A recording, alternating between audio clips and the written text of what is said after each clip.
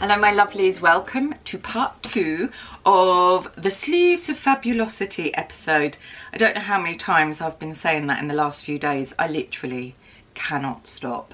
So last episode or video we were creating the pattern, going through the pattern cutting to create voluminous sleeves, or bishop sleeves I suppose is what they would technically be called. And in this video I'm going to be starting my adventure in traditional smocking as far as I can, because I'm really not an expert. These are just my very tentative first steps in smocking. I'm going to show you how I went about using this very traditional and beautiful technique to create this blouse. First things first, pinning down the pattern onto the fabric and cutting out, always a really lovely part of any project. Here's my little sample. So I've done these teeny tiny little dots. I've just done them in pencil on the wrong side of the fabric because I don't have any other kind of disappearing ink dressmaking pens, which would probably be good. And traditionally you'd use a transfer, but anyway, so I've done these teeny tiny. I did 5 rows, but actually you're meant to, here in Deighton's smocking book, a company that still exists, yeah, so I am following this. So you tie them together, so really you do need an even number of rows, I assume. And this is very enjoyable to do, but actually on my actual blouse they're not straight, you know, it's like curved edges, so I don't know how that's going to work. Anyway, this is my little sample. It's now gathered and I've tied those, and it looks like this. You've got to get these as evenly as placed as possible. I've really made my life hard because this is a very soft drapey fabric. Much easier on something like a lawn or cotton. These will maintain evenness much more on a more densely woven fabric. But it does look pretty. I can kind of see how it's going to look, and then I'm just going to do a very basic stitches, a honeycomb stitch and something else there, and we'll just see how it goes. After wondering how the Hades I was going to transfer all my dots evenly, I decided to just use my pattern master because it has increments of 0.5 and you can see through it, and I thought it would do a reasonably good job of getting the dots really even. And that really is the key, I think, getting very, very evenly placed dots so that you can do the gathering.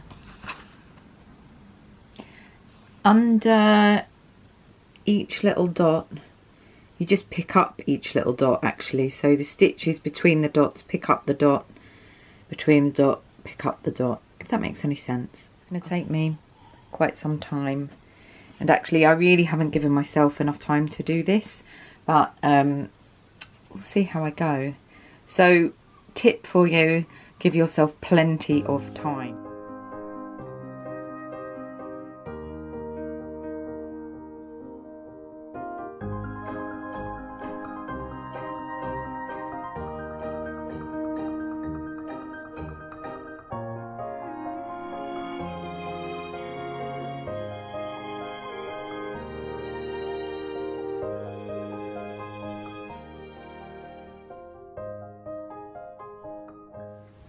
I have just finished doing all the dots and the gathering lines on both sleeves, and it is, what's the time?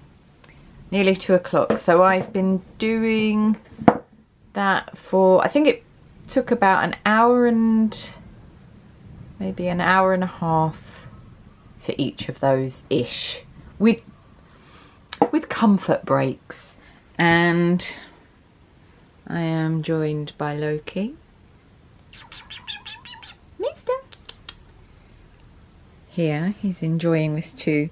I've just Come on, focus. Yeah, I've done the dots on here. I'm just about to start sewing these, but obviously these are a much smaller amount, and got both of those to do. And it's one of those things that you've got to try and get them as even as possible. Once you've committed to this, you've kind of committed, so you just got to get on with it. Once you've worked all the gathering lines, it's time to gather them up and try to gather them as evenly as possible. The idea is, I think, that it's a little bit more gathered, it's tighter. So I erred on the side of caution when I did the pattern, if you remember, and how much I opened it by. But I think that as long as these gathers are really evenly spaced, it's still going to look nice on the front. Anyway, so I'm just gathering everything up now. It's taken me about 3.5 hours maybe, to do all the gathering, to mark the dots. Obviously, if you've got transfer paper, iron-on smocking transfer paper, that will make life a little bit easier. OCD kicking in doing this, must stop. All the pieces are gathered, and I have when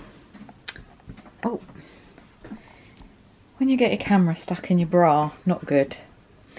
Anyhow, I've got some embroidery thread. I've got a little sample to try. I've never done this before, so you know, I like to live life on the edge. And here in the family smocking book, they probably are related. I am just going to do, you can get really fancy with this, and there's a bit of me that wants to get really fancy, but I think really, realistically, we're just looking at this honeycomb stitch, and there is an instruction somewhere in here. Look, there's loads of nice stuff in here. Come on, bookie book, come on. Here, very nice clear instructions, although I don't really understand how you start, but anyway, I'm sure it'll all become apparent. And if that doesn't make sense, I have my ABC of smocking and gauging. And look, this is a nice diagram as well. Here's this beautiful lady. I really like the idea of doing a summer frock with a summer smock frock, but not a smock, you know, like a glam 1940s style one. Look, tips and tricks. This is really gorgeous. Gorgeous, gorgeous, gorgeous. You can do all sorts of things with this. Oh, beads. Right, getting distracted. This is what happens. Get all excited from the chain stitch. Yeah.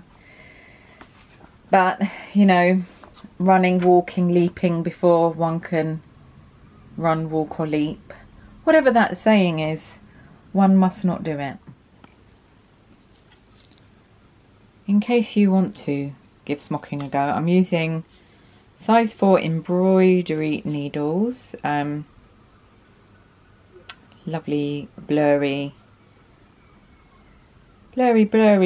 one, but on my, there's like 6 threads entwined on this embroidery floss, so I'm going to use half of them, 3 at a time. Don't know if that's what you meant to do, it's what I'm going to do. And this needle has a big enough eye, so anyway, let's get smocking. Here's where I am so far. This is really taking absolutely forever, and There's lots of mistakes in this. I haven't really done myself any favours by using a very, very drapey fabric. I think if you use a lovely cotton lawn, this would be much, much easier. So it's taking a very long time. I've got one sleeve on. I'm also French seaming all the inside seams, so that takes ages. But here's one sleeve done. I've got to do the smocking on the other sleeve. I'm not sure that it looks as fabulous, the actual smocking. I mean, I'm really enjoying it. I really love it. I'm not sure that it looks as fabulous as I had thought it would in my head. But that's probably because, you know, this is basically me learning how to do this and practicing it. And I think I'm still going to really love this blouse. It's taken a very long time, and time is of the essence. Anyway, I'm going to sit and do the other sleeve. I think this takes about 2 hours to do the smocking on this, so it's about 2 o'clock on Wednesday. This video has to be done and edited for tomorrow, so I have got a lot to do, but sometimes things just work out this way, and once you're in it, you just got to get through it. Let's hope I really like this blouse. Let's hope it's worth it. Here we are, very nearly finished. All needs a press, and I need to do the buttonholes. It's very noisy. You can hear the gulls are getting a bit frisky. It's about to get really hoochie coochie around here. Anyhow, yeah, so I've got to do the buttonholes. I'm going to pop up a separate, very quick tutorial to go alongside this, which is just how to do buttonholes on slippery fabrics. And I'm going to do those cuffs on there. And yeah, then my blouse is ready to try on.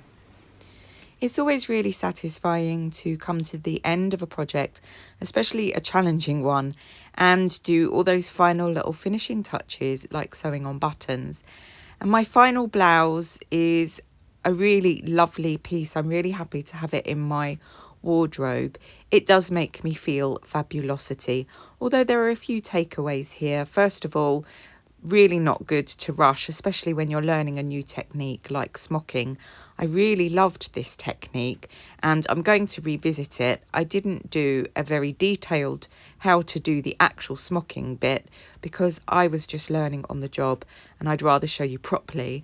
I ended up rushing certain bits like sewing on the button, and it's pulling here, which is a bit annoying, so I'm going to have to move that button. I do love the sleeves. The sleeves are fabulosity. I do feel a certain amount of fabulosity wearing this blouse, and I know I'm going to really, really enjoy it. There are lots of mistakes on this project, but I feel no less in love with it, and I'm going to be wearing it a huge amount. Thank you so much for spending time with me in my little cottage by the sea. I really am so very grateful that you take time out of your busy days to spend a little bit of time sharing my passion with me. I hope that wherever you are in the world, you are keeping safe and well, and I look forward to spending more time with you next week. Until then, my lovelies, bye.